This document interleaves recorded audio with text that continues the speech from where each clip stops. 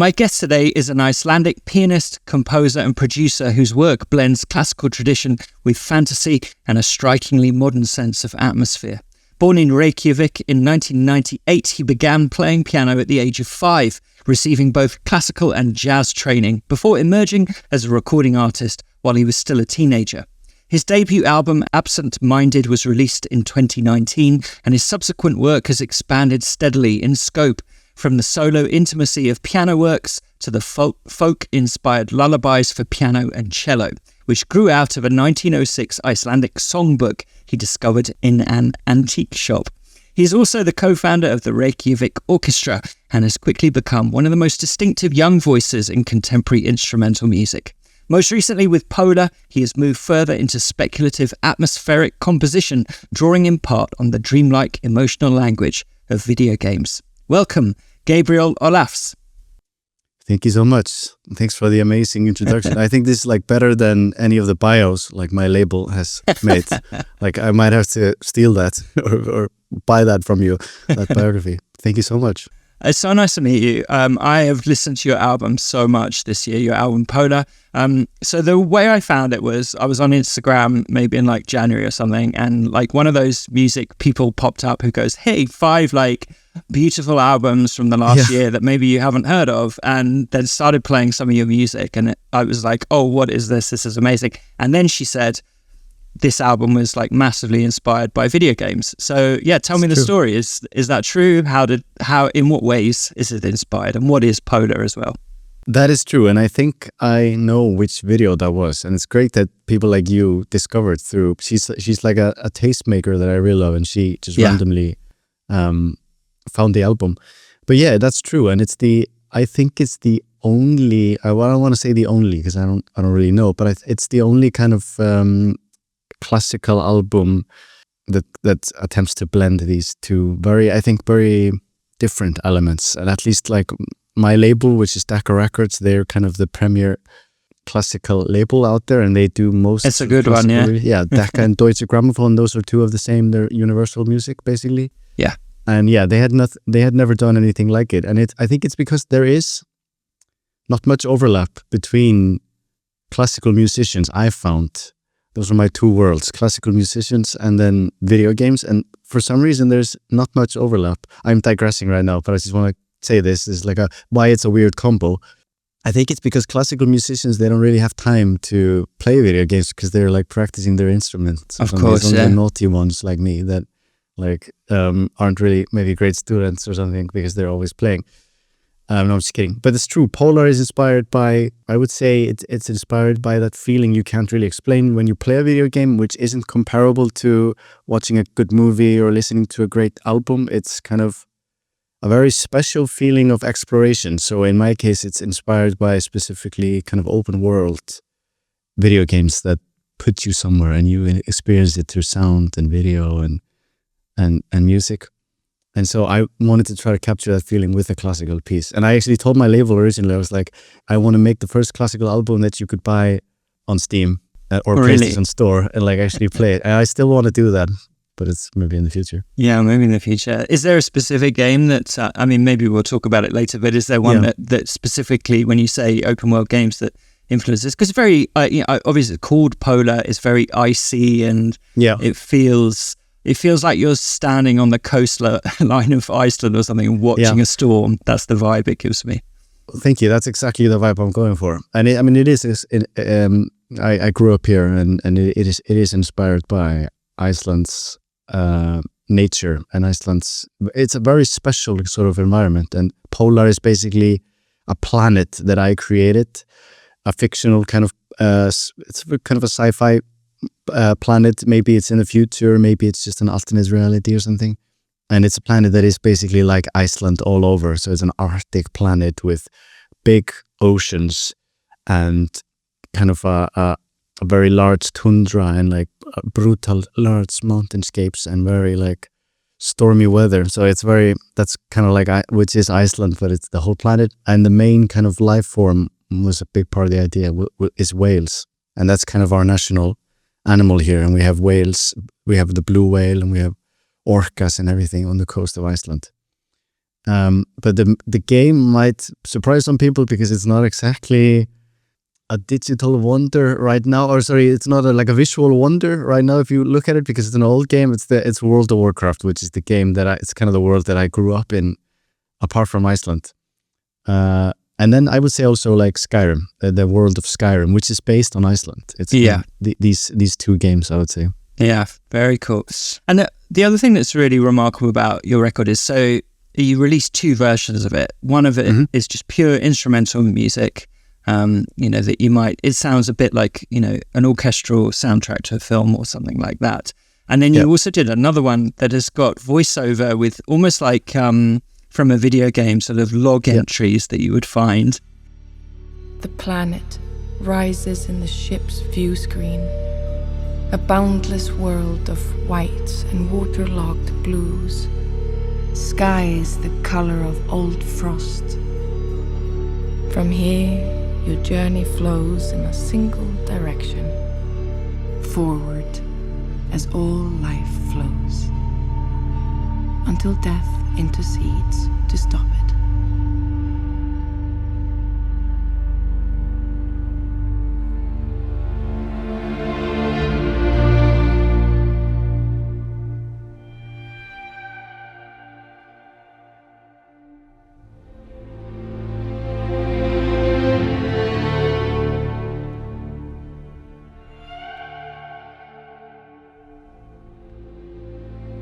Which I've never ever seen before, like outside of the context of a video game. So yeah, where did you get that idea, and what are those excerpts, and how did that all come about? Yeah, that's true. I've never seen anyone do that. I was really happy that we got the opportunity to do that. So basically, I just had this story in mind where maybe we could have the listener of the album experience the world through like in a first person kind of view, like a POV thing, like you would in a video game. And we found an author she's like a true sci-fi speculative fiction full-on author. So it wasn't like people have done like classical albums where you have poetry or stuff, but I wanted like a true sci-fi person. And she's called Rebecca Roanhorse, and she's an award-winning, I think she's a New York Times best-selling author in that genre. Where did you find her? I found her actually. There's a nerd store in Iceland. There's one nerd store where you can buy video games and like Dungeons and Dragons stuff, and I go there all the time. And I found her in the book section of the nerd store. So not even in a bookstore. It was in a nerd store. And that's how I know. Yeah, that's the right. Wait, and then how did you get in contact with her? What was your pitch? I just sent her an email and I was like, hey, so there's this world that I have an idea for called Polar, and I described it, and we had a meeting. And then she wrote this short story of what she called Traveler's Log, which is just like, I guess, a log where you as a lonely space traveler visit this very barren planet called Polar. And you have this, the narrative is read by this AI assistant that you have in your spaceship, I guess. And then you land and you experience it. And there's some sort of remnants of maybe civilization that was there. So it's kind of a post-apocalyptic theme. And I thought she wrote it in such a funny way where it's like there's some sarcasm in there, sort of ironic at times, and very kind of gets dramatic, which I liked, and I thought it was really fun to do. And then we got this Icelandic actress called Hera Hilmar, who has a really great voice. I thought I wanted someone with kind of a little bit of an Icelandic accent just to kind of keep it there. And she's doing really well. She was in Mortal Engines. She was the lead in the Peter Jackson film Mortal Engines. Right. Okay. And now she's going to be in Netflix's the Kennedy. It's called, I think. Yeah. And did she record that in Iceland? Then were you present for those sessions, or how? Yeah. I have a studio in Iceland where the Reykjavik Orchestra, my company, records for movies and TV and video games. We've done some video games. And so she just came over and we just did that. We just recorded the Traveler's Log. And then we did a song together, just spontaneously, where she sang kind of the final log, it was called, like a final track, which is a goodbye after you're dead. Oh, sorry, it's a spoiler. If you want to go listen to the album, you die in the end. And then, funnily enough, we actually ended up doing a Japanese version of the Traveler's Log, which was really cool. And we did that. I went to Tokyo and I recorded that with like a pretty famous actress-singer there. She's like famous in Japan. She's the daughter of my favorite composer ever, which is Ryuichi Sakamoto. Oh, yeah, of course. Yeah. Wow. So it's his daughter that did the Japanese version of Traveler's Log, which I thought was really cool. Oh my gosh, that's so cool. Mm-hmm. Was it difficult to convince your label to do all of this? Because it's it's like, completely novel, right? Yeah. And it's the thing where it's like, this is already a tough business these days, as many know. Like music is kind of in a weird spot right now where you're really trying to, especially with major labels, they're in a kind of an awkward space where a lot of people are kind of doing it themselves, which is pretty good. It's really great. And then there's the majors, obviously Universal, Warner, Sony, those three. And they're trying to, I think, really maximize what they're doing. And so, yeah, for sales and streams, Polar wasn't exactly what they had wished for, obviously, because it's very niche. It's for people like you and me, and maybe the listeners of your podcast. But we're not exactly the majority of people. But I just really wanted to do it, and I was really happy I did, and I'm happy they took a chance on it because I love the piece.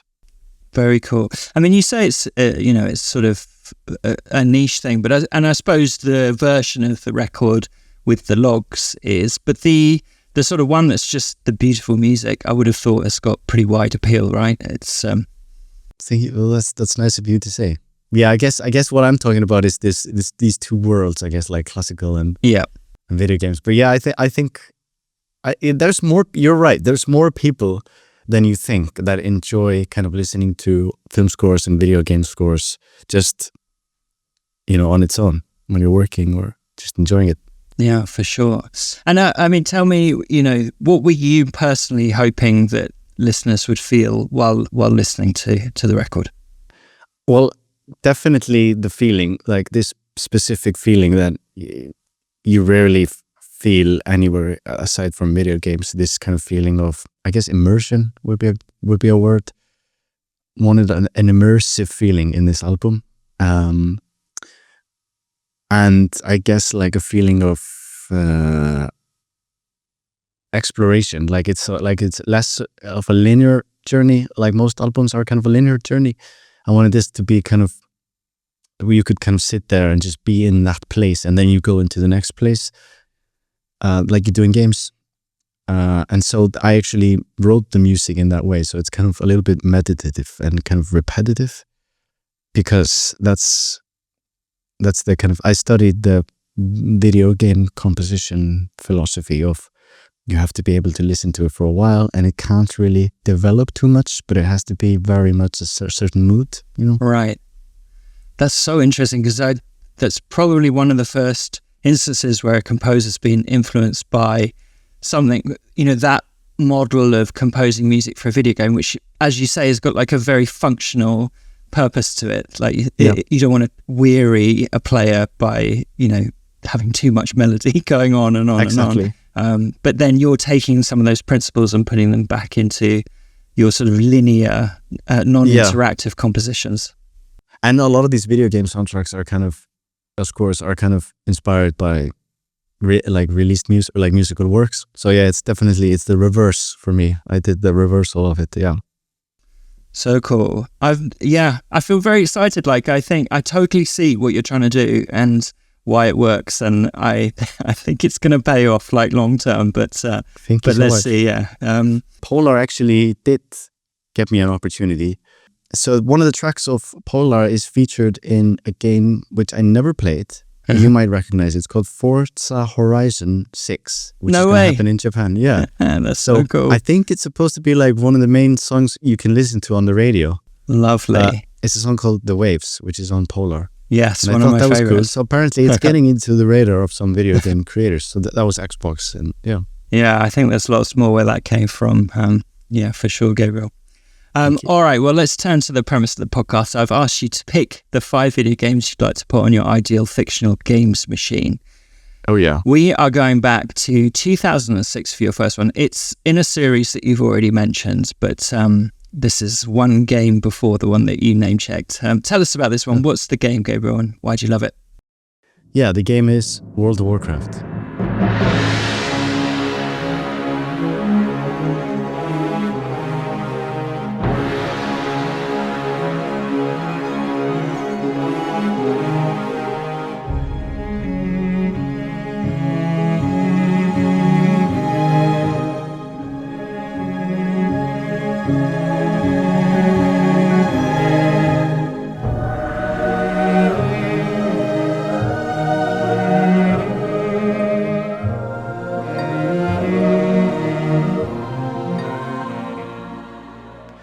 And it's probably the game I've spent the most time in since I was like 9 years old or 8 years old. And I think to me and people, it's an unpopular opinion, I guess, but I think it's the greatest game of all time. I think it's definitely the greatest MMO of all time. And I'm a fan of Warcraft and the kind of lore that they've created, but I think World of Warcraft is just insane if you think about the year is 2004 when they are creating it, and they create this giant, to me at least at the time, and I think it's still pretty big, immersive world that millions can play at the same time, and you're your own character, you can do anything. I think that is very special. It's a special game. And do you still play it? Have you played it all the way through? Yeah, so I used to play it a lot back in the first expansions when they came out. So Burning Crusade I loved. Wrath of the Lich King is kind of when I was old enough to be good and like be max level, and I was in a guild and I was doing what we do is raids. We like do all the raids and stuff. And then my kind of favorite expansion of World of Warcraft is Cataclysm, it's called, which was a very controversial expansion, because what it did, it kind of revamped the whole world, because the main antagonist, which is this dragon called Deathwing, he kind of ruined the whole world, so it had cracks and these things, and people hated it because people love this world so much they don't want any changes.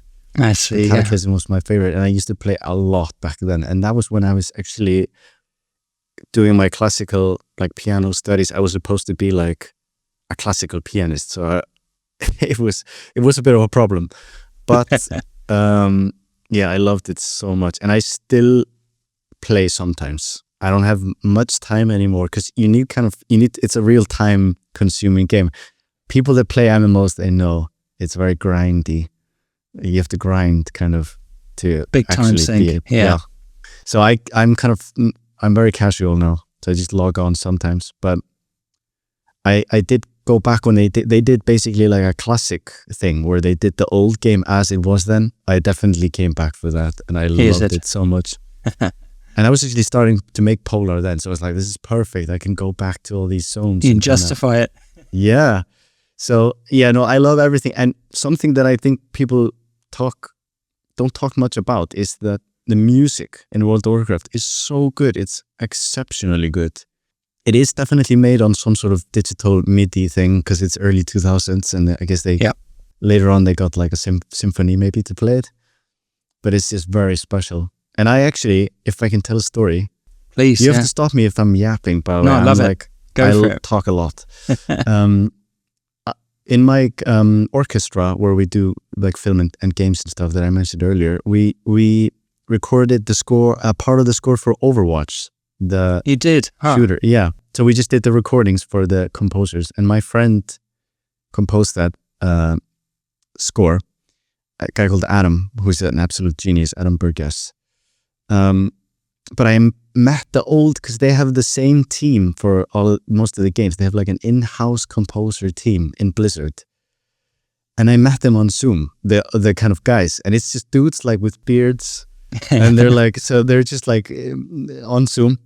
And I remember like being like, I was having like a fan moment. What's it called? Like starstruck. I was starstruck by these guys with beards in like in like they're just like like metal t-shirts or whatever. And I was like, you guys like Derek Duke and there's like this is just like they're not famous or anything, but they made this soundtrack that I really love. And they were like a little bit surprised that some guy in Iceland who was gonna do the recordings was like a big fan. But yeah, it was funny. That was a funny moment, full circle moment for me, because I said I'm a big fan of your work on Wrath of the Lich King. Yeah. All right, well, tell us. Yeah, you said that you started playing World of Warcraft when you were about 8 years old, which is quite young. So tell me about your childhood. Like, just describe it for us to start with. I think it's often people that play a lot of MMOs, they are kind of maybe isolated, whether they're kind of isolated socially or anything. In my case, it's more, I just live in the middle of nowhere. It's called Iceland. It's like, there's only 300,000 people that live in the country. I think there's only like 60,000 in the city, which is just like a neighborhood in London. And a big chunk of the year you have to stay inside because it's kind of, the weather's really cold and bad. And so what do? Play video games. And I remember actually, this is such a big deal in my life, World of Warcraft early on, that I remember when I got it first, I went to the video game store with my nephew and my grandma, and this random kind of video game store clerk or sort of person there came up to me at 8 and was like, do you want to play the best game of all time? And I was like, yeah, I don't know. Yeah. So I had a PlayStation 2 or a PlayStation 1 at the time. And I loved it, but I never played like a proper game like that. And he gave me you could get like a free trial on a CD. And so I got that. And I remember going to school and be like, I was like a priest that would, what's it called? Like when you go to a different country and a missionary. Missionary, yeah. It's like a World of Warcraft missionary. Like I have the prophecy. Evangelizing. You must all play. And so I got my whole class to play World of Warcraft. It was great. Oh, that's so nice. Yeah. And so you were in Reykjavik, which is obviously the capital city of Iceland. What were your parents up to? I'm guessing your dad's called Olaf because of the because of the naming conventions. Patronymic system. Yeah. Yes. So of course. we're named after our last names are so my name is Olafsson because my father's name is Olaf. Yeah. My parents are business people. My mom is a fashion designer and my dad he used to work for like a pharmaceutical company. And so they were at work a lot. And I was often just home alone, and that's when I would play. And remember getting do you remember a feeling? By the way, I'm a really nostalgic person, especially about this. Yeah. Do you remember like the feeling of being so excited to go play a game that you would get like actual butterflies in your stomach? I'm talking about like being on a date or like a first kiss type of thing. I sound like an addict, I know. But I remember like just turning on the PC and it's like, whoo, like the noise started because it was, the PCs weren't great. And just getting extremely excited. And wow, that's such a well done moment for Blizzard with Warcraft, Diablo, and World of Warcraft. They make fantastic login screens. Yes. And I think that's a huge part. You're about to enter the world, and you're there, you're typing in your account name and everything. Yeah. It just reminded me. Do you know the late composer Johan Johansson? Oh yeah. Yeah. Big fan. I'm a big fan of his as well. But he did a record, didn't he, that was all to do with an old computer that his dad had. Do you remember that one? Amazing reference. That's one of my favorite albums of all time. IBM, it's called. It's named after the first computer that came to Iceland that his father owned. And it was done as a collaboration with a really great dance choreographer called Erna Olmars, who's Icelandic. I didn't know that. Huh. Yeah, and their dads were both, I guess, like computer scientists or something. Yeah. And I saw the piece. So it was shown when he first wrote it. And I saw the piece last year because she did it in Iceland. And I teared up. It was so beautiful because seeing the piece. And it's basically a solo dancer and this gorgeous symphonic work that is kind of based on the noises of the IBM computer, but they're so beautifully written and orchestrated by the late, great Johan Johansson, which I think is the best Icelandic composer of all time.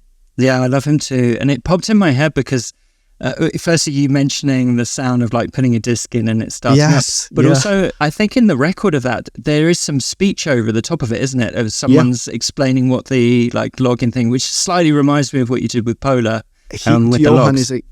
Johan is a huge inspiration to me. So you're totally right. And he did concept albums. He did one called Forthlandia. And he did these Love that big record, concept albums, where, and IBM is an example of that, where he totally creates this world. And this one being based on a computer, and he's using actual noises, and then, some readings over, and then he uses a vocoder in one of the tracks. And it's absolutely an inspiration to me. Him and then a British composer called Max Richter are kind of the pioneers in my specific genre, and they've both done these really amazing concept albums, so I'm kind of in their footsteps for sure. Max, who just scored Hamlet, which won the Oscar for which was beautiful. I think everyone was crying. Someone wrote Max is a emotional terrorist or something, which I thought was funny. Well, we should talk about your sort of early encounters with music as well, because you were a child prodigy with the piano, which, it happens from time to time. A very young 5-6-year-old just turns out to be an unusually gifted musician. When did you find out you had that gift? So my parents aren't musicians, and they just wanted me to kind of maybe try out an instrument, which was popular for kids at that time and still is. It's good for your kid. And I went to the music store and I kind of just loved the piano. And I remember my dad just decided on, even though they didn't really afford it, at the time, he just decided on buying this piano actually right behind me, which I still own, a Yamaha upright piano. And it's the one that I've recorded my first albums on and everything. And he bought it for me without me even, like, people were like, you're insane, he's not gonna keep playing it. And then I ended up really liking it. And one of my main things was being able to play. I could play by ear early, and I still do that a lot. I could play kind of what I heard. Yeah, perfect pitch.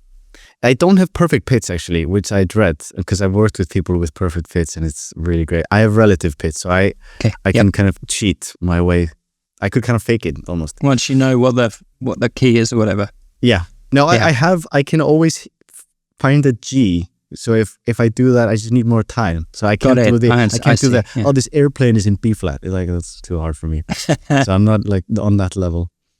But how quick then did you show some mastery? Because your dad must have seen something to go and pay a lot of money for a piano for a tiny child.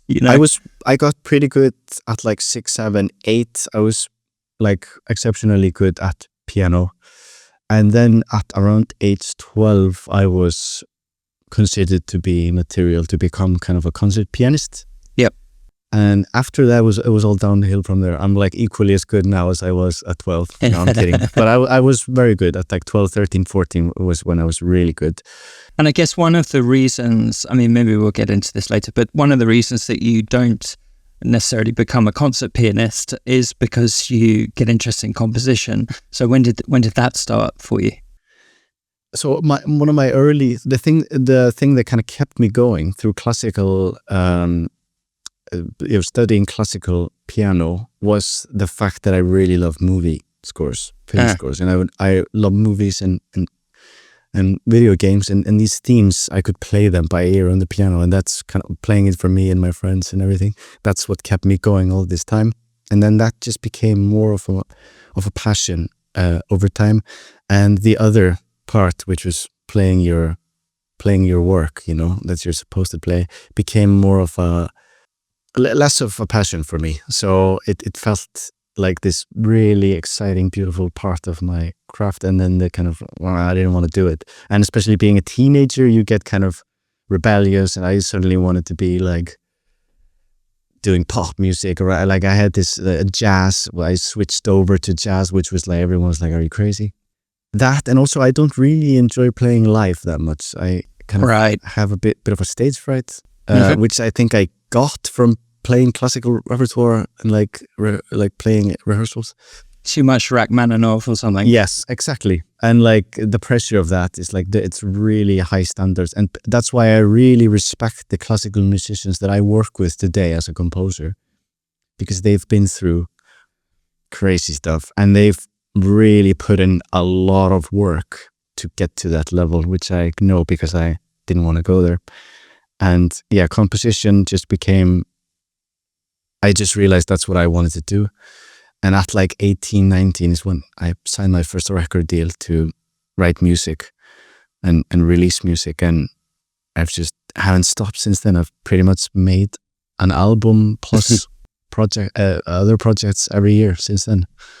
Okay, well, we're going to come back to the moment when you signed your record deal in a minute. But first, let's come to your second game. So this is from March 2006. You've mentioned the series that it's from already, but not this particular game. What's the game and why do you love it? It's the Elder Scrolls. So it's Oblivion it's one of my favorite games.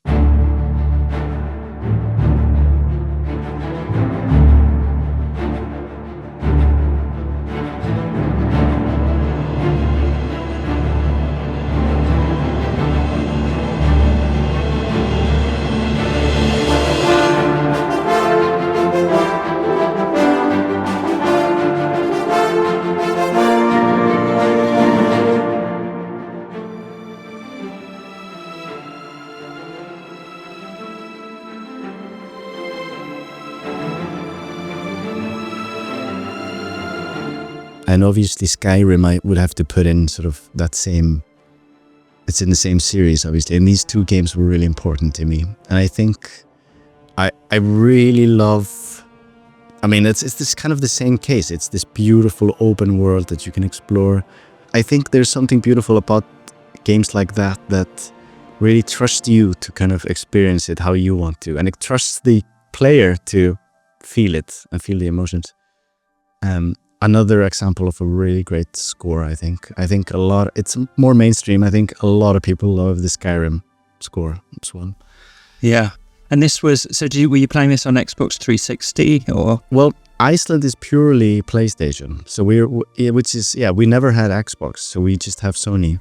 I didn't know that. Right. Yeah. Huh.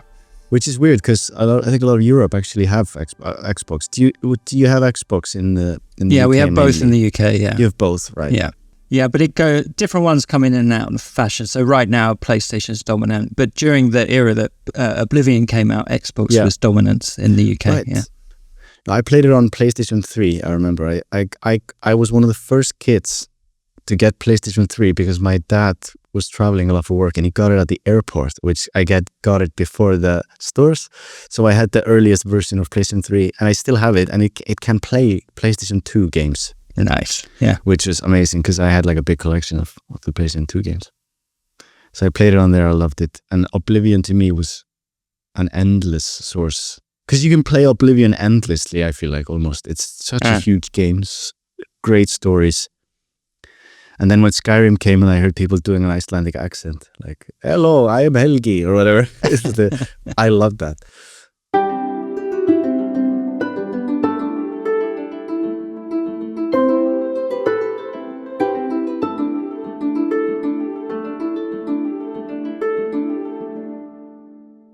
All right, well, we left you at sort of 18, 19, and you've got into composition. You've decided you don't want to be a performer because it's too stressful, and besides, you're more interested in writing music, maybe for films and games and stuff. So how, that's lots of kids have that dream, I suppose, and even lots of talented musicians as well. But you actually, get signed by, probably the preeminent classical label in the world. Yeah. How did that come about? Yeah, so I was first signed by a British indie label, which is Björk's label. Björk is, for those that don't know, is our main kind of pop star from Iceland, Björk. Yeah, so I was signed by them first, and I released my first records there. And then I was kind of bought by... Is she involved in that, by the way? Yeah, so she is the main, I think she owns the label pretty much, I think. And, did you get to meet her? Yeah, I've met her many times, yeah. So my engineer at my orchestra is her musical director and her engineer. So, and he's this really big nerd when it comes to microphones and everything. So he's amazing. But like back when you were a teenager, though, are you specifically signing with Björk, or has she got like an A&R team that's out looking at you? Or? It's a label. It was called One Little Indian at the time. Yes, of course. Now it's called One Little Independent Records. And they heard me by coincidence just playing one of my songs, and then they were like, "You can actually release it." I actually didn't know that you could do an instrumental album, and then I discovered there's a composer called Nils Fram. Yes, who does piano. Well, I knew you could do instrumental albums. Sorry, I meant like a purely solo piano instrumental album in that kind of style. You know, not like a Bill Evans jazz thing, right? It's just like and I still have trouble kind of genreifying this thing because it's not fully classical. It's kind of just a piano album, I would call it. And I didn't really know you could do that and find success. But Spotify was really pushing that type of music at the time. It was like kind of early days. This is 2017 or something, 2016, and it was the kind of like Spotify was really in the, they made a big playlist called Peaceful Piano, and so that's kind of gave me the platform to do my first album, and I just did it all myself. And so you recorded that, and then someone from One Little Indian heard one of the tracks, and then was like, "We'll put that out for you." Yeah, I was actually playing it live on TV in like a games show that we have here locally. It's like a game show where you like a question. You know, how do you say it? Like a quiz show, trivia show. Yeah, trivia, right? So I was there as just like entertainment. I was there with my string quartet of players and playing piano, playing ambient music. Yeah, playing ambient music. Exactly. Weird thing. That's a weird combination. Yeah. Really weird. And so they for some reason wanted me to do a whole album of that, and then I recorded it, and I just kind of figured out how to do everything. I was going to go to college for composition, and I kind of realized that I would rather just take a chance and see if, because I realized after college with a music degree, because I had already studied piano, and if I was thinking like if after my composition degree, I would be waiting for an opportunity like this. So I rather thought school can wait, and then I will go there. And then I still haven't ended up taking my composition degree because I've just been releasing albums nonstop. Yeah, you were already doing it. Yeah. Yeah, but it was a really fun time, and that's when I went for the first time kind of abroad from Iceland and got to meet all these amazing people and musicians, and then I was bought kind of like a footballer. I see. You transferred. To the big league. To the big leagues, yeah, to the majors, what they say. Which kind of opened up. I could do bigger things, and tell me about that specifically. How did that work? Did they like invite you and take you for a nice dinner, or like what happened? There was actually a guy at the time at that label who is now like one of the heads. I think he's been promoted like twice since then, and now he's like the main guy. Nice. He's like the guy who's like, he makes the decisions on Taylor Swift and everyone right now. He's like, right. He was just this classical boss when I met him. And he actually did take me to dinner. And he was like, you must write a lot of music. He's a British guy. You must write a lot of, I can't do the accent. You must write a lot of music. And he made sure that I would do as much as possible, and I love that, and that kind of fits me well. And then there was this one nerdy guy because I was placed in the Decca US office, and that's when I went to New York for the first time to sign with them. And I went to America, which was great. So wait, you mean physically to go and sign the contract in New York? Yeah, and meet the team, and that would be my team for many years. Yeah. And there was this one nerdy guy at that label who actually loves Hideo Kojima, which is one of the games that I love, made by him. And he was kind of the reason Polar was made, because he kind of said, guys, trust me, it is cool. And so you only have to find like one nerd in your environment, and who gets together. Yeah, right. And yeah, like you say, someone with a little bit of power who understands what you're trying to do, who can like convince the rest of the team, go, no, this is something that we should let them do. Do you know what I mean? Exactly. Right. Okay. Let's come to your third game then. So Yeah, you picked all like really big, shiny games, haven't you? Yeah, I'm sorry. Great. It's great, and I think it fits, you know, sort of the music that we're talking about here. So yeah, this one's from 2018. Tell us what's the game, Gabriel? Yeah, I think that would be God of War.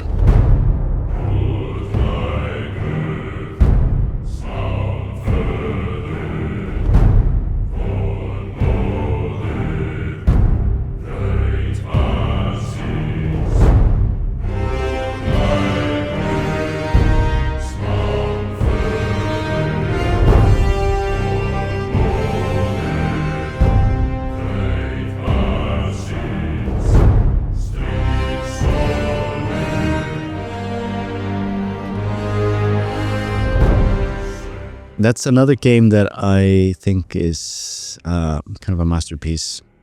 God of War, obviously, for those who have played it, great story, very cinematic, and beautifully made. Just a beautifully made game. And, you know, essentially a story about a father and a son. But for me, also a special pick because it's this remake, this 2018 version is based on or inspired by Norse mythology, Norse paganism, which was our premier or like our main religion until the year 1000 is when we switched. We all just decided to switch. It was like a big decision that was made to Christianity. Right. Got together in the town hall, all 600,000 of you. It's like comedy. It actually was. There was one guy selected. And it's a famous thing. He laid under a pelt or like a wolf skin or something is what we say. And he took some days to think about it, or like 24 hours or something. And he came back and he said Christianity. Guys, we're Christian now. I think he just flipped a coin or something. But we still have, people are kind of amazed by this, we still have big Norse paganist kind of temples. They're called Hofs. So and now they're doing a series for God of War, and they've casted some Icelandic actors, because I think Thor is going to be an Icelandic guy. Of course, yeah, makes sense. Also a great score by Bear McCreary. Yes. And this was recorded in Iceland, this vocal score. The famous... And they're speaking Icelandic, so I can actually understand what they're saying. They're actually speaking Old Norse. Yeah, which is really cool. And it's the same choir that I've worked with on recording some stuff. We did the same choir we did for BBC, like David Attenborough stuff for Hans Zimmer. Yep. Yeah, so Icelandic voices are kind of featured heavily on many cool things. And then Ragnarök I played as well, which was really cool. Yeah. Even more Nordic feeling, I would say. Yeah, Ragnarök, they went even further. Yeah, that's true. Yeah, so cool. Yeah, I mean, you know, Iceland really punches above its weight, doesn't it, in terms of like musical impact around the world? Why do you think that is? I'm not sure. I think just music is something, and we're really late to the game, I always tell people, because obviously if you look at, for example, the UK, you know, we've been making great music for a really long time. Iceland didn't make any good music really until like the 90s or something. Until Björk came along. up. Yeah, Björk. And Sigur Rós is also a great ambient band. Yeah, it's mainly those two. Yeah. And I guess they kind of started this whole thing. So I think that's what makes it. And I mean, we're not great at movies. Like the rest of the Scandinavian countries are much better at making movies. We have one game, which is EVE Online. Yeah. CCP. But music is where for some reason as you say, we really punch above our weights. And now recently, especially in this genre that I'm in, I'm not giving myself credit here. I'm just thinking about Jóhann Jóhannsson and a guy called Ólafur Arnalds as well. He's very popular ambient kind of artist. I don't know what it is. I don't know why. Yeah, must be all the whales inspiring you. It's the whales. It's definitely the whales. That's actually a huge thing that I was trying to capture in Polar was kind of whale sound. Yeah. We did entire sessions with people, and all the sounds are made by acoustic instruments. So the cello, and we used like a country instrument called the pedal steel and like slide guitars. Yeah, you used a lot in like bluegrass music, and that's what we did for the whale sounds. Yeah, it's the whales. I mean, so, you know, speaking about inspiration for music, you As I said in the introduction, you just take inspiration from very interesting places, and Lullabies for Piano and Cello, as I said, came out of this very old Icelandic folk songbook that you picked up in an antique shop. Tell me about that. What was the shop like, and what drew you to this manuscript? Yeah, this is one of my favorite shops. We've been really great at writing books and like documenting things for a long time, and a lot of the history of the Nordic countries is written by Icelandic people. We did that really early on. So in the year 700 we wrote a lot of these really important texts, especially the texts that kind of are the reasons why we know about the old traditions of the Norse people today. And there's the really old bookshops that has these really precious scripts and books in Iceland. And this is the bookstore where I found the earliest record of folk songs. And it was made by this priest that went to Denmark, because you'd have to do that to kind of become educated. And he went to Denmark to study how to write sheet music. And he had this project in mind that he wanted to collect all of these folk songs all over the country. It's actually similar to a movie I saw recently. I think it's fictional, but it's kind of like historical fiction called History of Sound. I don't know if you saw that one, but it was about the same thing happening in America. But this priest did it in Iceland. Funnily enough, it only happened because he was sponsored by a Danish beer company. I think it was like maybe Tuborg, which is like a beer company, I think, or Carlsberg, either one of those. I'm not even kidding, it's hilarious.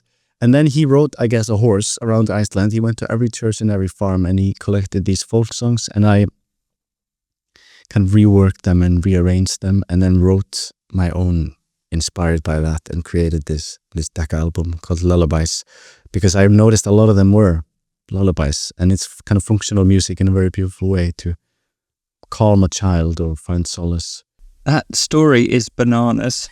I would watch a film of that. Carlsberg sponsored. Carlsberg sponsored. I don't know which beer company it was, but it was one of them.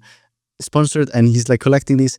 And what's interesting, I was actually interviewed for some reason, NPR in America was really interested, and I was interviewed by them on like radio. It's very NPR, yeah. Very NPR. This whole so story. Niche, Icelandic lullabies, whatever. I think they liked that it was kind of the soft side of a Viking culture. Like, got it, yeah. Which I always try to push. It's not like raiding, pillaging, all that stuff. It's also writing poetry, writing books. Actually, that is true. I thought I got into a pickle when they were like, yeah, and I was talking about how it's Iceland is kind of Norse meets Celtic and Irish, and we're different from Denmark and Sweden in that way. We're basically kind of mixed, and they were like, why are some of these lullabies kind of Irish, and why are you mixed? And then I had trouble because I didn't want to say the words like slavery on radio. Yeah, in NPR. pillaging. Yeah, collecting Irish women and taking them back home or whatever. No, that's terrible. Yeah, so some of these are kind of more Celtic in nature than you would find in Sweden, for example, which I thought was interesting. Yeah, that is super interesting. And, when you're like taking some of these very old pieces of music, or are you sort of trying to reinterpret them or remain true to the spirit of the original, or kind of be in dialogue with them? How do you see it? Yeah, I rather lean towards kind of making them completely my own. So yeah. I'm kind of, and some people are afraid of doing that because it's like, but I could do that with this because it's by unknown. The composers are unknown. So there's no one that could kind of be really mad at me because they're just like, and they've changed over time. They were for 1,000 years. Yeah, for 1,000 years they were only preserved through, oral, through singing. So of course they've changed. And so I thought for my record I would just do them completely as I wanted to. But I am an enjoyer of a good melody. That's really important to me. And so I kind of let them speak for themselves, and that's what I try to do in most of my projects, is kind of do melody forward, because that's what I've loved in like many video games and movies, is like a good theme, Of course, yeah. And we love that in video games. It's like this person's, like in Zelda, it's this theme, it. Although they didn't really have it in Breath of the Wild, did they? They kind of got rid of the they went famous very one. ambient. Yeah, they did. Well, it's a bad example, maybe. I was thinking, Of course, yeah. Yeah. Yeah. And Metal Gear Solid had a really strong one, didn't it? Until they realised it was a bit too similar to a classical music piece, and then they stopped using it, something like that. That's true. Yeah, terrible. All right. I mean, this is a very good point at which to Segue. come to your fourth game, which is from November 2019. Tell us about this one. Yeah, that's well, I've never actually played Metal Gear. You games. haven't? No, but I've only played Death Stranding, which is his kind of Hideo Kojima's other masterpiece, I would say.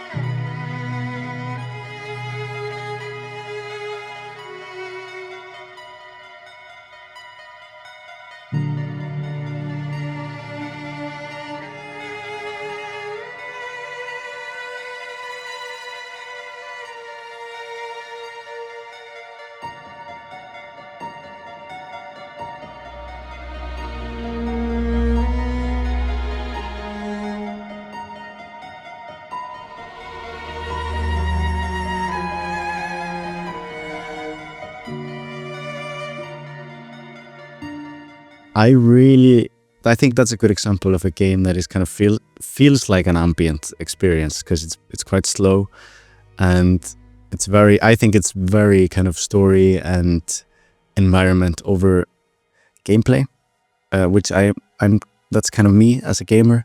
I prefer that. I think some of the vibes of Death Stranding, it was recommended to me by this person at my label, and he's a big Kojima fan.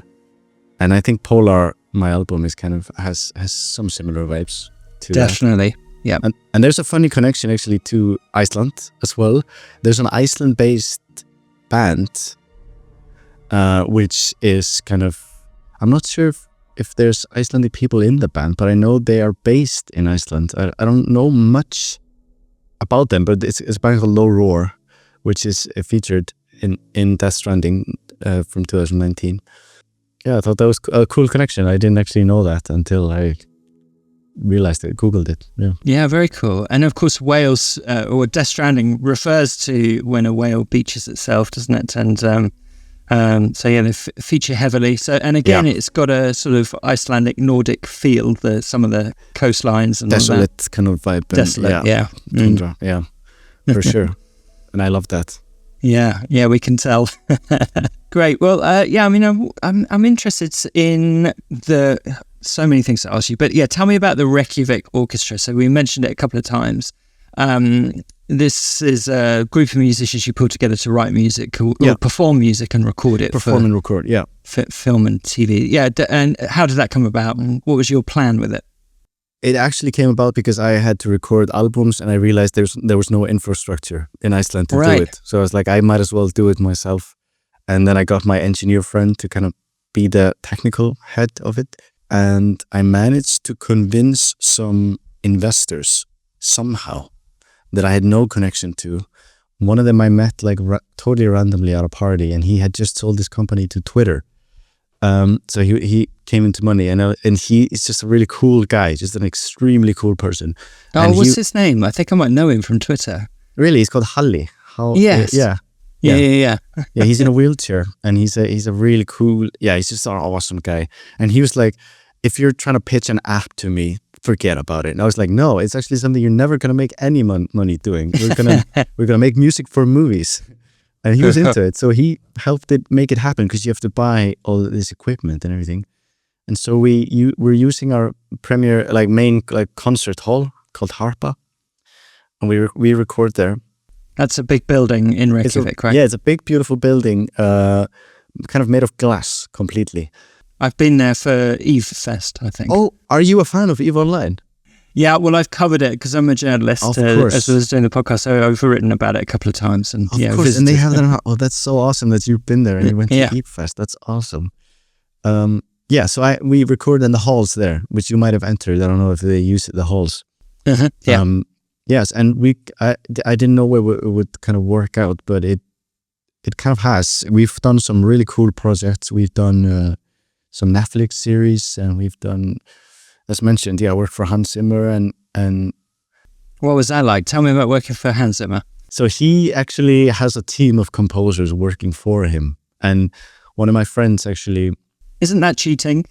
that is a little bit cheating, yeah. But it's all according to his kind of masterful design and Yeah, sure. his plan. And I think he writes a lot of the melodies. He's obviously one of the greats when it comes to that. But his main guy for that project is my friend called James Everingham. And he's a really genius composer. And he worked with us on this BBC project that we did. But then there was a really rough year for movies when it was just 2024 because we had strikes and everything, and a lot of stuff was being cancelled. And that's when video games saved us, because we did the Overwatch stuff, and then we did also a Star Wars game for EA, Star Wars: The Old Republic, the MMO. Yes, of course, yeah. Written by this really cool guy called Gordy Hobb. And he came over and he recorded for us in Harpa, and I thought it was really cool. Yeah, so, and we did a couple of other games, so it says a lot about like the volatility of the film industry, and it's in a really weird spot. And so is the music industry, but the video game industry is, in my experience, really booming. Yeah, well, there have been lots of layoffs. We should definitely acknowledge that. But that's perhaps more among the dev teams rather than the musicians. I guess I only have knowledge of the creative kind of music stuff. Yeah. No, I understand that lots of layoffs, yeah. And did you, so when you were pulling the orchestra together, did you just go and sort of approach freelance musicians in Iceland then and ask if they'd like to join? Yeah. And a lot of them were just like doing it because they thought it was cool, kind of a cool concept. And a lot of them play in the Iceland Symphony, which is our only symphony orchestra that we have here that plays classical repertoire. One of my friends is a conductor, and he kind of helped me put together this ensemble of people. And then we also have like a 25% reimbursement from the government to kind of get projects in. And so we're able to offer basically every client a 25% discount, which kind of puts us on the board with everyone else, because I don't want to get too businessy, sorry. No, but that's like Iceland a kind of tax break, right? It's a tax break, basically. Yeah. And Iceland is really expensive, surprisingly, because it's like no one lives here. It's like extremely expensive. So it evens things out. So we're able to kind of do things. Compete, yeah. Nice. And I mean, the other thing I'm interested in is, you said right at the start that it's a tough moment for music, for major labels, and of course, vinyl is selling very well, and your album's on vinyl, but predominantly people listen to music via streaming, which doesn't pay very much to anyone. That's true. What made you decide to sign with a large label rather than, for example, doing it yourself, or distributing your music yourself, or what advantages did you think it gave you doing that? I think in my case, it was really the reason was being able to finance these productions. So if I was maybe doing an album singing and playing guitar, or just more piano albums, I don't think I would really need a major label, and I think people out there are realizing that. But for me, making something like Polar, it really helps to have both the connections through the label. So, for example, we were able to get someone called Rasha Shalabi, who did the visuals, who is like a person that works on games and stuff. And they were able to kind of pay for that and produce that for me and get that done and all these things. So I think artists today really have to think if they actually need it, because obviously you're giving up a lot of your income, a large part of your income. Yep. And streaming, as you said, paying less and less and not much at all. And then you're giving a large chunk of that. I think I have like over 600 million streams now. Wow. And it's not like I have that type of money, you know what I mean? So sure. I'll just leave it at that, when it comes to that. Cool. I mean, that is huge. And it's funny that you say that you've had 600 million streams, and yet earlier you said, it hasn't quite performed as perhaps as well as like the label wanted. I mean, that's an extraordinary number of people on planet Earth that have listened to your record. But yeah, I mean it's getting tougher, and they really want you to perform well, and also they really want you to do well on like TikTok and these things. Oh yeah, right. So that's something that some people are really good at. I haven't really figured out TikTok and that stuff. Well, yeah, quite often it's someone at TikTok sort of anoints a piece of music and then it gets fed out to everyone and people start using it, don't they? So there's not much you can do about that, I suppose. No, I would love for if one of my tracks became like a sound on TikTok, as you said. Exactly. Yeah. So I might look into that. That'll be probably clever. That'd be nice. And what do you think? So from, what I think is great is that what I think is great about like the big label system is that they're really investing in artistry and saying, look, here's a young person, in your case, a 19, 20-year-old, and we're going to just fund their ambitions in the hope that at some point in the future, it pays off, I suppose, and they can take like a longer view on those sort of things. And I suppose those opportunities are becoming fewer and fewer because it's harder to make those long-term bets. But with you, thankfully, they've done it. And what do you think their hope is for you, their ambition, and what's your own hope and ambition as well for where you go from here? I think a label's ambition is for you to become like a touring, successful artist, recording artist that sells a lot of records, I think. And they want you to sell. Also, their dream is like a friend of mine who I worked with early on is like now a Grammy-winning artist, and she's doing really well. And it's like that when she's reached that point where she sells a lot of T-shirts and tote bags and all that stuff, and that is really the name of the game for these majors and for the music industry today. My personal ambition is media, so I really want to score a video game or a movie. I did a movie last year, and I'm looking at more media opportunities this year. But I'm kind of working my way up. I'm really looking for a game. So if there's any game developers listening right now, there definitely are. You can check me out. Yeah. Because I'm actually, because as I said very early on in this podcast, you have these really great musicians, and then you have video game lovers, and there isn't a huge overlap. But I am a video game lover. I don't know about great musician, but I really try hard, and so that's kind of my personal ambition, is to score a game. That'll be my, and I there's examples of indie games with amazing music. What comes to mind immediately is a Hollow Knight, for example, or Minecraft. I was just going to say Minecraft. What a great score! Yeah, one of the I always want to say, and people are saying it these days, it's like one of the best ambient records probably of all time. Probably top 10 ambient albums is the original Minecraft score.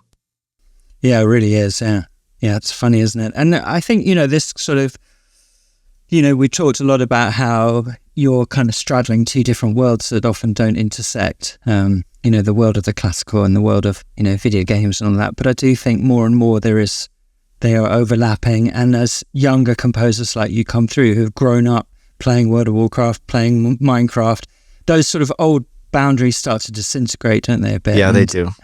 I think you will benefit from that in the future. Yeah, I hope so. I know an example of Hildur Guðnadóttir is another great Icelandic composer who did the Joker. She did an EA game. She did Battlefield. Right, I didn't know that. Huh. And I just know that she's a person that's never even picked up a controller. So I'm just thinking yeah, you have to think about these things too. Like there's a good composer, and then there's someone that really understands games, Yeah. Brilliant. All right, let's come to your fifth and your final game. So this is from 2023, unbelievably, 3 years ago. I can't believe it. It feels much more recent. But it feels like this year, last year. Yeah. Tell us, what's the game, Gabriel? Baldur's Gate 3.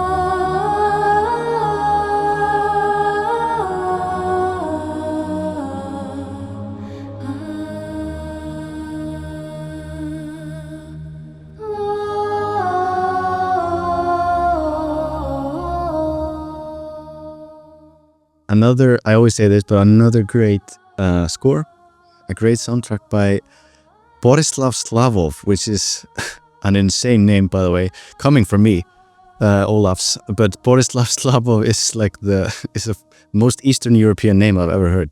Yeah. But he's a genius, obviously. Like his score is just, for the Baldur's Gate games, is just so good. So good. And so catchy. It's almost like it has a pop sensibility to it. And obviously he has some of these songs where there's lyrics, but the kind of Dungeons and Dragons type story voiceovers that they do with the characters, and especially like the narrator, which is like, the tadpole is in your head, like that type of thing, was a huge inspiration for Polar, because I played it briefly. I played the first phase immediately, and then I kind of finished it all last year. But when I was making Polar, it just came out, and in 2023, and we were about to do the voiceover, and we used that as a big reference, how they kind of went about that. And I am a D&D player since a teenager, and I was in a D&D campaign, which is obviously tabletop, which is different, but I think Baldur's Gate is that experience and even better when you play it, and I really loved it. Very good. Did you play Baldur's Gate? I did, yeah, I loved it. Amazing, yeah. I need to get someone on from the team, actually. I haven't interviewed anyone from Baldur's Gate yet. You should get one of the voice actors, maybe. Yeah, They probably definitely. wouldn't come. Yeah, I'm sure they would, yeah. You should get the Astarian guy. Yeah. Like I always laugh when I hear his lines. It's so funny. It's like, it's so exaggerated. It's so funny. Great. Okay, well, let's go through your consoles. So we got World of Warcraft, The Elder Scrolls 4 Oblivion, God of War, brackets the remake from 2018, Death Stranding, and Baldur's Gate 3. What a great console. That will keep you going for a lifetime, I think, that one. I think so too. You can play forever. It's very nerdy. It's very fantasy heavy. Very fantasy heavy, yeah. But I'm very happy with it. It's, as you said, big franchises. I wish I was a cool guy that would reference a vintage indie game or something. Or No, like it's this fine. really, I love Pong or something. It's like, yeah, you're so cool. So old. You're so old, but also you appreciate the kind of the origins of video games. No, but I love these new franchises and these fantasy games. So I'm happy with the console.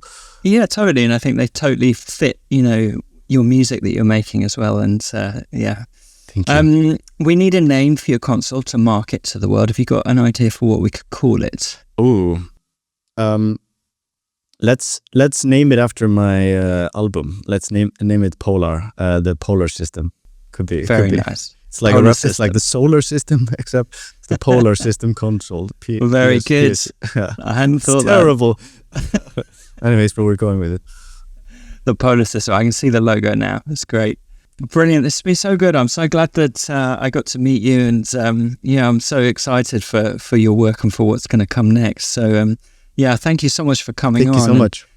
What's the best way for people to support you right now? Is it to buy a physical copy of Polar or something else? Yeah, I mean, I guess check it out actually on streaming platforms and see if you like it, and then if you're a fan, you could buy the vinyl. We have it on vinyl, a beautiful version. And yeah, just listen and stream the music if you want to. I'm working now on this is top secret, but I'm working now on a new concept album, so a new world that I'm building. So I'm really leaning into that kind of way of working as I did for Polar. So if you're into that, you could follow me anywhere or check out on streaming services. Yeah, absolutely. And we all look forward to the inevitable Kojima collaboration that's coming. Let's hope for that. Let's hope for the Kojima collaboration. But yeah, I'm so happy you had me on, and it's been such a pleasure to talk video games and everything, music with you. Oh, thanks, man. Yeah.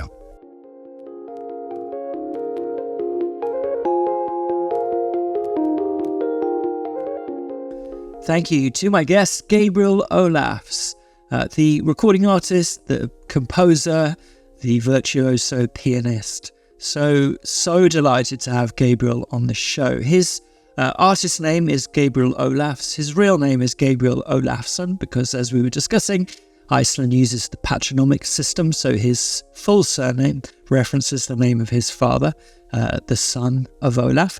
But yes, if you want to search up more about Gabriel, then you need to look for Gabriel Olafs. That's what he goes by on Spotify, on Apple, on YouTube, and on his own website, which I highly recommend that you go to. That is GabrielOlafs.com. And if you head there, you can read lots more about Gabriel's work, and it has links to his music. Most recently, the album Polar, which, as is probably clear from this chat, I am a huge fan of this record. I think it is spectacular. I love not only the music in isolation, but also the fact that Gabriel has created an entire world around it, inspired by open world video games. You really feel like you're descending into this sci-fi alien planet. A feeling that is exacerbated, I suppose, by the special edition versions of this record, which, as we were discussing, feature science fiction writing read over the top, both in English or Icelandic, with an Icelandic accent, I should say, or in Japanese. So there are 3 versions of this record. I recommend that you start with just the instrumental version and see what all the fuss is about. If you've been playing Forza Horizon 6, then, as we discussed in that conversation, you may well have heard one of the tracks off Polar, Waves, which features heavily on that soundtrack. Just an amazing album. I love what Gabriel is doing. I totally see where he's coming from.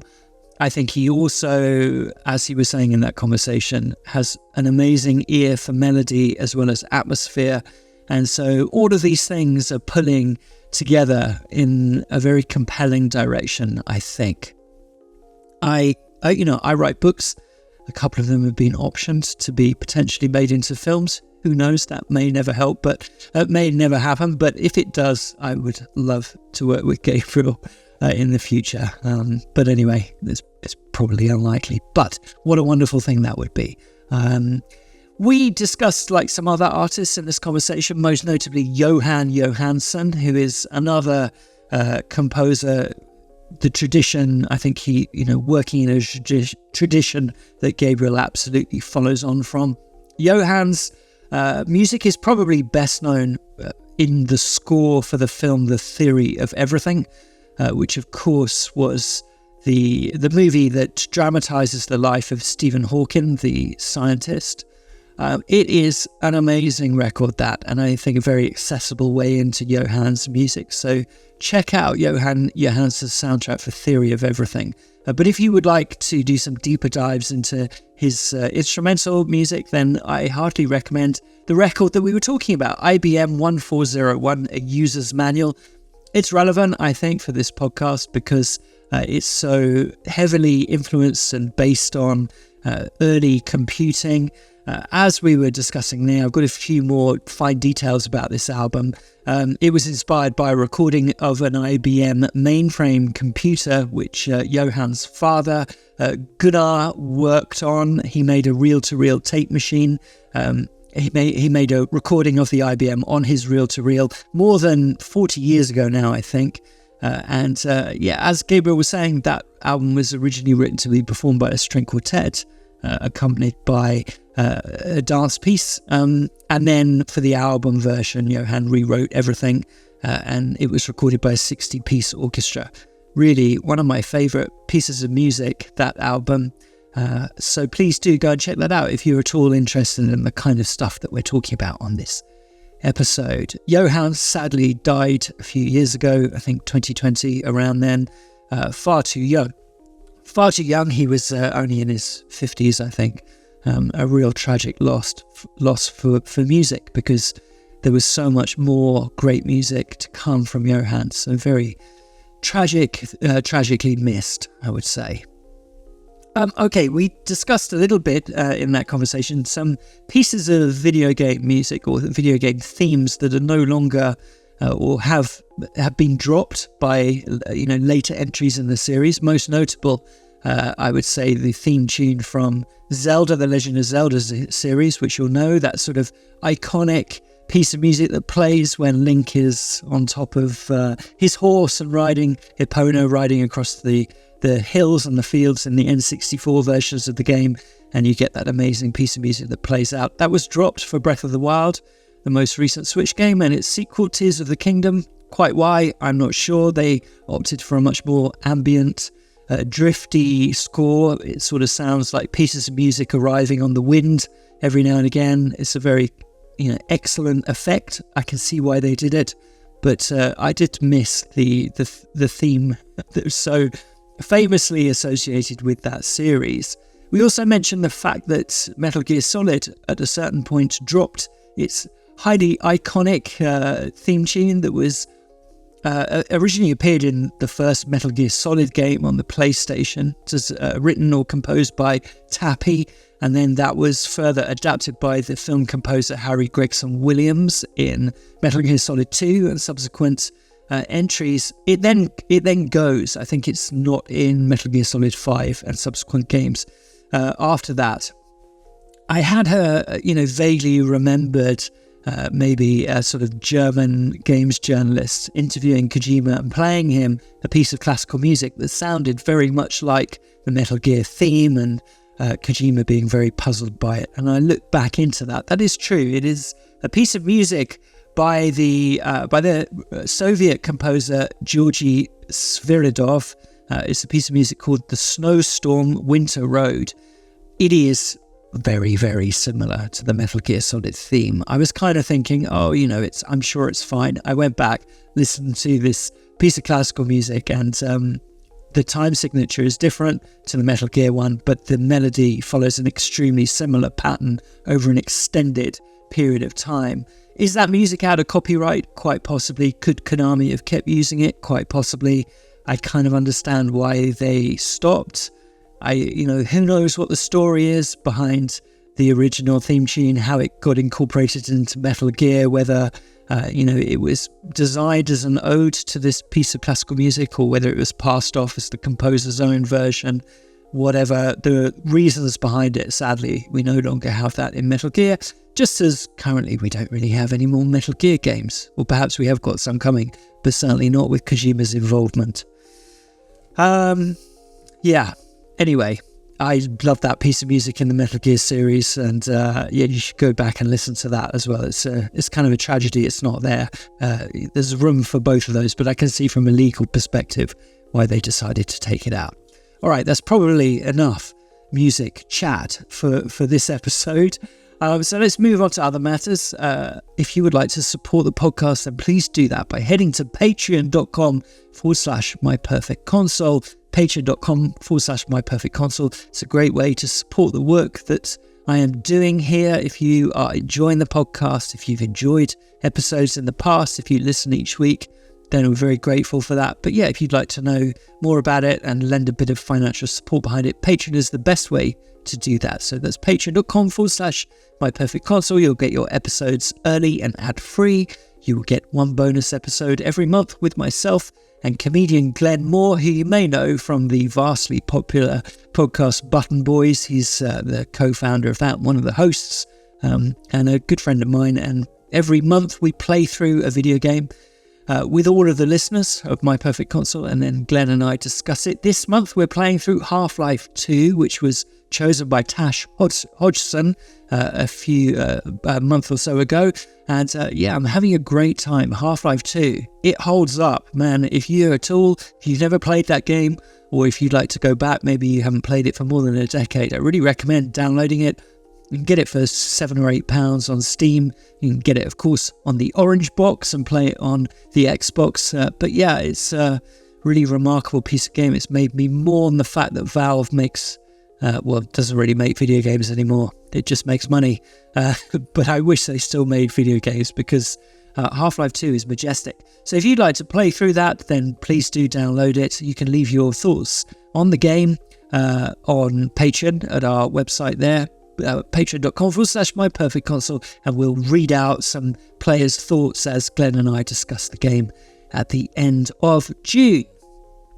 You can follow along on social media. We're on Blue Sky, we're on X, we're on Instagram and TikTok. You can get little excerpts for forthcoming guests. You get rundowns of what guests picked what games each week. It's also just another nice way to support the show. Please do that. And I'd also like to shout out Big Games Machine for all their help running the social accounts. Much appreciated, guys. You can also head to our official website, myperfectconsole.com, which was very kindly set up by a couple of the listeners. And every week we update that with the guest who's been on, with their 5 game choices. You can get loads of interesting stats, for example, which is the most popular game that's been picked the most times on the show, lots of things like that. So head to myperfectconsole.com if you're at all interested in that. Right, next week I got a great guest. It is George Osborne. Now, that is not George Osborne, the politician, the Tory. It is George Osborne, the author, the activist, the former publicist, I think, at UKI, the UK's trade body, official trade body, where he worked for many years. George is a really smart individual. He runs a very, very popular newsletter, and he has a new book out imminently called Power Play, Video Games, Politics, and the Battle for Global Influence. It's all about the role that video games have played really over the last 10, 15 years in the world of politics, and how they have been pulled into politics in North America, in Russia, in the conflict in Ukraine, in China, and George gets under the hood of all of those things. It's a very interesting book. It's already had loads of coverage. George was recently at the Hay Festival on stage talking about it. I think he got a shout out on the Rest is Entertainment. So, I would heartily recommend that you come back and listen to George talking about his book, really getting into the weeds of what role video games have had in contemporary politics and what role they continue to have, as well as George's own fascinating story. It's a great episode. I really recommend that you do come back next week and listen.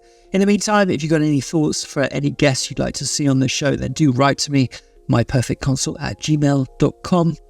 Otherwise, I will be back again next week with George, with his 5 games, and with one more Perfect Console.